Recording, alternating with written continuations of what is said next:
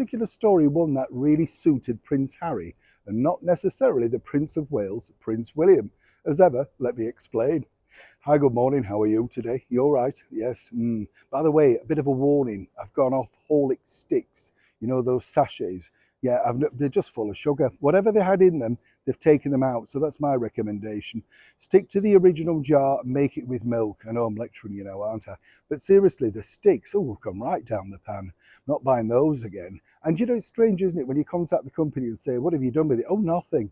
There's no malt in there. It's just sugar. Oh, don't get me going. You know what it's like first thing. Anyway, back as ever to your breaking raw story of the day. Tell you what's interesting about this, because as we know with Prince Harry's best-selling book, Spare, he was very keen, wasn't he, to paint a picture of that very first meeting or discussion regarding his now wife, the cable TV actress Meghan Markle, you know. And he was very proud, wasn't he? I mean, if you remember, he sort of pointed out, like, look what I got, as if she was some trophy prize. I'm not sure that Meghan would be very keen to be described in that sort of genre, really. It wouldn't necessarily be her remit, would it? Interesting to note, though, as we often say, because in that telling of that story, lots of things became not necessarily true, including Prince Harry's, shall we say, fragrant sort of dismissal of his very first paramour, claiming she was a much older woman. Turns out to be just 2 years older. Not very good at adding up, clearly, over at Eton, where they spent a lot of money on his education.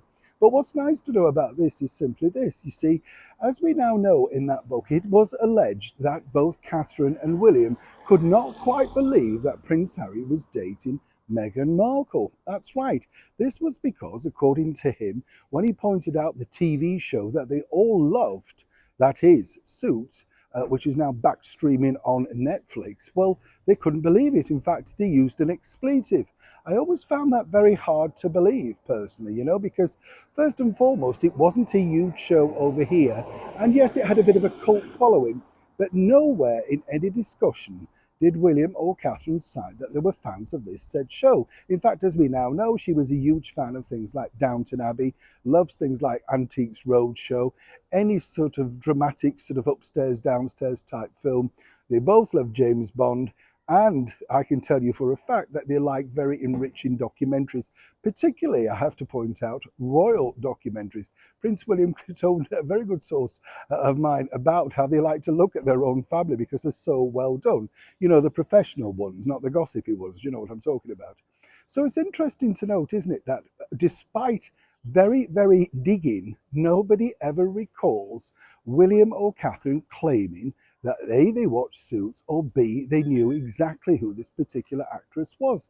And when you think about it also, it just suits the narrative, doesn't it, to say, well, you know, they couldn't quite believe just who I was dating. Now, obviously, Harry knew this when he wrote the book. He knew that they couldn't refute such claims.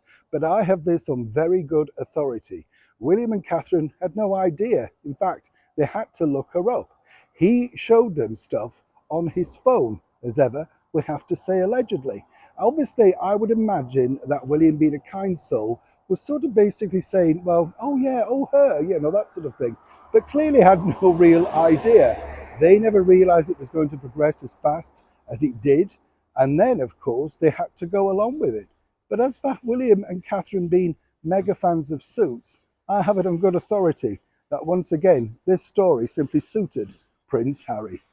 As ever, good to share, good to explain. Neil Sean in the very heart of London.